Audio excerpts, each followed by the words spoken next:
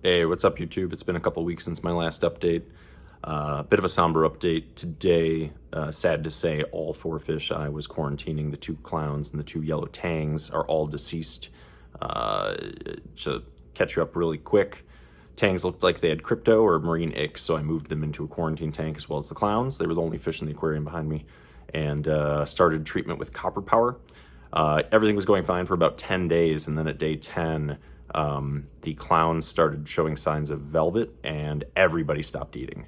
And then the next day, a tang and a clown were dead. The following day, another one passed, and so forth and so on. Within 48 hours of them not eating, they all kicked the bucket pretty quick. So very sad, very sad. Had those clowns for 5 years. They were the first fish in my current tank, my existing tank. So like I said, very sombering and humbling update today. So my first experience quarantining and hospitalizing fish did not go very well. On the positive side, we're about 30 days out from finishing fallow in the 310 behind me here once again.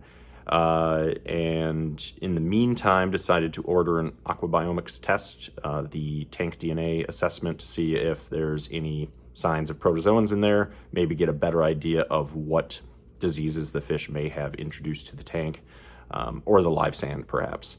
So that's on the way. My next update, I'll be sure to include how that went and what we have in here.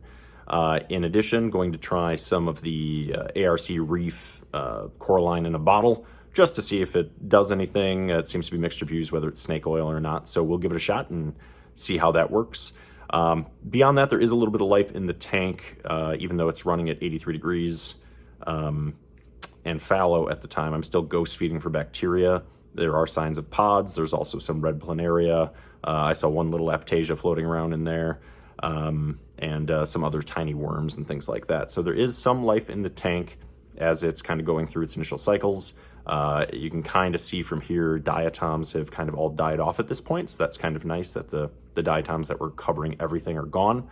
And yeah, we continue just to wait to cycle the tank here. So beyond that, I'll post a link in the description here to the Reef to Reef thread that contains the diagnosis of the crypto and kind of the steps I took, if anybody's curious and wants to see if there's a mistake I made and point that out, or learn for themselves if there's something out there where I went wrong.